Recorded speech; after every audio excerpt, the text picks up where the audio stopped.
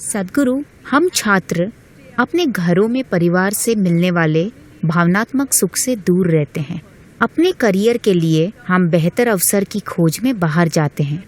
उसमें हम विपरीत लिंग का साथ खोजते हैं। कुछ लोग रिश्तों में पड़ जाते हैं जो धीरे धीरे शारीरिक अंतरंगता में बदल जाता है। सद्गुरु, सवाल ये है कि फिर हम एक पीढ़ी के रूप में इस पर खुलेआम चर्चा क्यों नहीं कर सकते, या शादी से पहले सेक्स आज भी एक अपवित्र चीज मानी जाती है? देखिए, ये किसी तरह का नुस्खा नहीं है। हर व्यक्ति की अपनी जरूरत होती है। अभी हमें यह समझना चाहिए, इस समाज में हम इंसानी कामुकता को इस तरह संभालते आए हैं।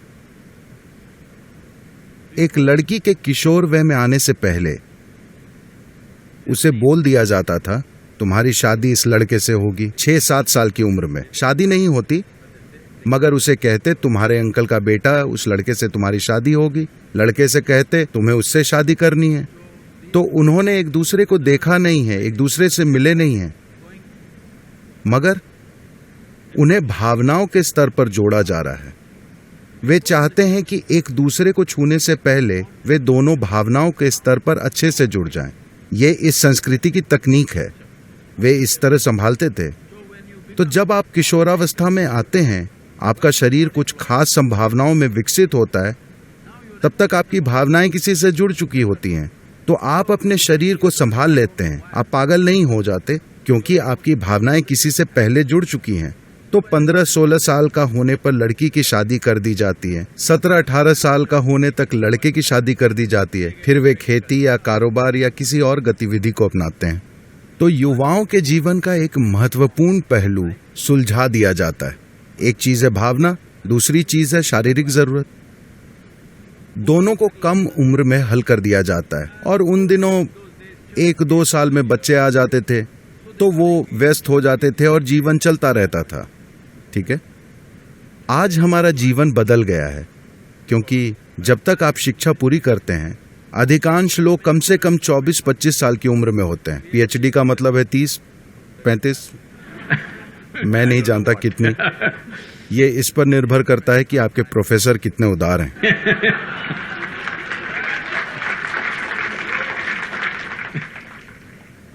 तो मान लेते हैं कि शिक्षा का औसत समय 25 साल की उम्र है। जब तक उन्हें रोजगार मिलता है और वे कहीं सेटल होकर आर्थिक सुरक्षा पाते हैं, वे 30 साल के हो जाते हैं। ठीक है, इंसान के हार्मोन 15 से 30 साल के बीच सबसे चरम पर काम करते हैं। आप लोगों को साधुओं की तरह जीना नहीं सिखा रहे। आप उन्हें कोई साधना नहीं सिखा रहे जिससे वे अपनी ऊर्जा को किसी दूसरी संभावना में बदल सकें और कुछ और प्राप्त कर सकें। ऐसी कोई चीज नहीं है। और लड़के लड़कियों के बीच नजदीकी है। अगर आप इस चीज का हल नहीं खोजना चाहते, तो आप एक अस्वस्थ समाज बनाएंगे। बहुत अस्वस्थ समाज, जो दुर्भाग्य से हमारे समाज में हिंसक तरीकों से व्यक्त हो रहा है, क्योंकि हमने इंसान की मूलभूत जरूरतों का हल नहीं खोजा है। पहली चीज है पोषण। अगर पोषण की समस्या हल हो जाए, आपको समझना चाहिए, पोषण का मतलब है जीवन चलाना। एक बार जीवित रहने की प्रक्रिया का हल हो गया, तो कुदरती रूप से ये प्रजाति कोई एक व्यक्ति नहीं, आप जिस प्रजाति के हैं वे प्रजनन की इच्छा करती है। इसे इसी तरह बनाया गया है। ये प्रजनन की चाहत इस प्रजाति के जीवित रहने के लिए है। अगर लोग प्रजनन नहीं करेंगे तो मानव नस्ल खत्म हो जाएगी, है ना? तो आपका शरीर और दिमाग कई चालें चलते हैं, और जब आप किसी को देखते हैं तो अचानक आपको लगता है वे सबसे खूबसूरत हैं, अचानक आपको लगता है कि वे सबसे शानदार हैं। बाद में आपको कई चीजें पता चलती हैं। Many things. मगर शुरू में सब कुछ अस्पष्ट होता है। देखिए, मैं बताता हूँ। मान लीजिए आप 10-11 साल के हैं। उस समय आपने लोगों को देखा तो वे बहुत साधारण दिखे। अचानक 14 साल की उम्र में किसी के शरीर का हर छोटा उभार अपने आप में एक पूरी दुनिया हो जाता है, क्योंकि आपके हार्मोन हर चीज को प्रभावित करने लगते हैं। एक तरह से आपके हार्मोन आपकी बुद्धि को बंदी बना लेते हैं। ये बुरा या अच्छा बताने की चीज नहीं है। ये एक कुदरती प्रक्रिया है। कुछ लोग हो सकते हैं जो उससे परे चले जाएं। अगर वे उसके परे जाते हैं तो उनके लिए शानदार है, उनके लिए मजबूरी नहीं होती, वो इसके परे चले जाते हैं, उस व्यक्ति के लिए शानदार है। मगर आप पूरे समाज से इसके परे जाने की उम्मीद करें, ये बेवकूफ़ी है। ऐसी कोई चीज नहीं होती। तो निश्चित रूप से बहस होनी चाहिए कि कब और कैसे कामुकता होना चाहिए। मगर अब भी हमारे कुछ सांस्कृतिक पहलू हैं। that we are an emotional lot. हम आज भी भावुक लोग हैं। जब चीजें जरूरी भावनाओं के बिना होती हैं तो लोगों को कष्ट होता है, ढेर सारे लोगों को। कुछ लोग इससे ऊपर हैं, मगर लोगों को कष्ट होता है। तो हमारे देश में, हमारे समाज में इस पर चर्चा होनी चाहिए कि सामाजिक ढांचे से कोई बड़ी तोड़फोड़ किए बिना इसका हल कैसे निकालें। आपको इस पर शोध करना चाहिए कि ऐसा कैसे करें। सदगुरु, हालांकि आपके पिछले विस्तृत जवाब में मुझे अपने सवाल के जवाब की थोड़ी झलक मिल गई है, मगर फिर भी मैं पूछना चाहूंगी। तो मेरा ये विश्वास था, या वास्तव में मुझे ये विश्वास दिलाया गया कि एक जीवन में एक ही साथी होना चाहिए, मगर जब मैं देखती परखती हूँ तो ये पूरी तरह से एक ही साथी वाले संबंध अब नहीं दिखते। ये सोच ही खत्म हो चुकी है। आप इस बारे में क्या सोचते हैं? वो खत्म नहीं हुआ है, हो सकता है जेएनयू में खत्म हो चुका हो।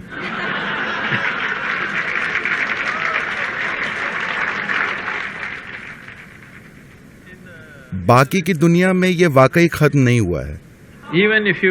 Even if you go to United States, चाहे आप अमेरिका चले जाएं, जहां इतना खुलापन प्रतीत होता है, वहां भी जब लोग शादी करते हैं तो उन्हें विश्वास होता है कि ये जीवन भर के लिए है। लेकिन हाँ, 2 साल बाद जीवन समाप्त हो जाता है, ये दूसरी बात है। मगर जब वे शादी करते हैं तो उन्हें यकीन होता है कि यह जीवन भर के लिए है। तभी वे हीरे पर पैसे खर्च करते हैं। उन्हें लगता है कि यह जीवन भर की बात है। वे हीरे खरीदते हैं, मगर दुर्भाग्यवश कई वजहों से रिश्ते बिगड़ जाते हैं। और इतनी आसानी से उनके बिगड़ने की एक वजह यह है कि लोग काफी बड़ी उम्र में एक दूसरे से मिल रहे हैं। देखिए, जब लोग कम उम्र में मिलते थे तब उनकी शख्सियत ठोस नहीं होती थी। वे 17-18 की उम्र में मिलते थे, तब 2 लोग बहुत आसानी से एक हो जाते थे।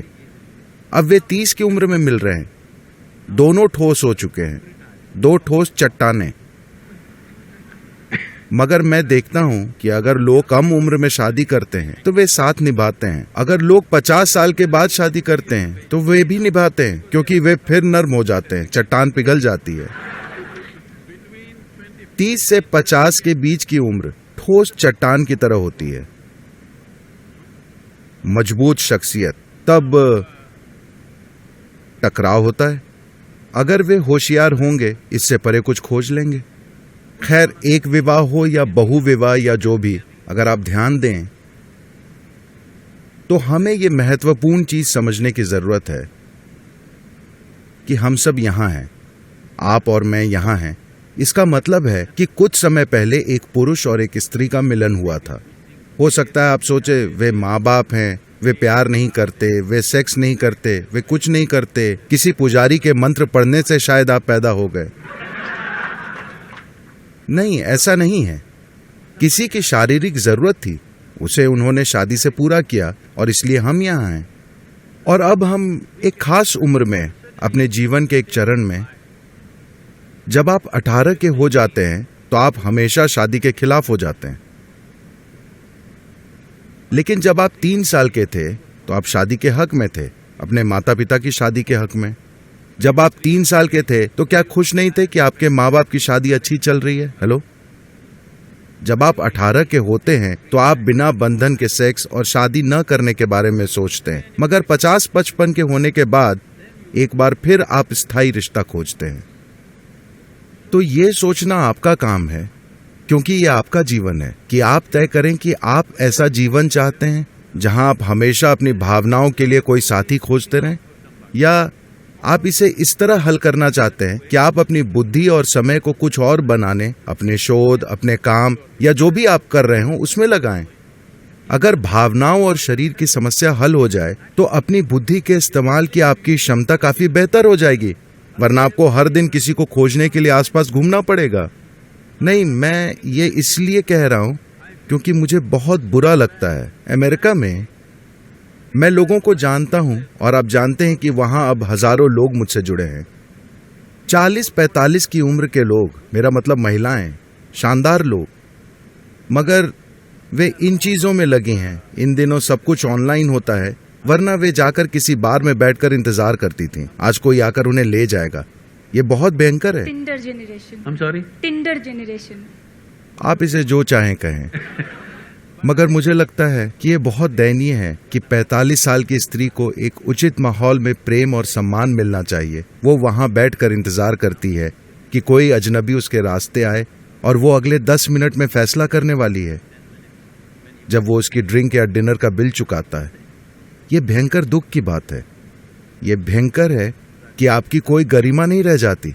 इसका मतलब ये नहीं कि हर कोई उस रास्ते पर जाए, मगर आपको कोई सामाजिक ढांचा तोड़ने से पहले सभी के कल्याण के बारे में सोचना चाहिए। आपको सोचना चाहिए कि उसके बदले एक बेहतर ढांचा ला सकते हैं या नहीं। जीवन के किसी भी चरण में हर किसी को समझना चाहिए, चाहे वो सामाजिक ढांचा या राजनीतिक ढांचा या समाज का मनोवैज्ञानिक ढांचा, उसे तोड़ने से पहले हमें सोचना चाहिए कि क्या हमारे पास बेहतर विकल्प है।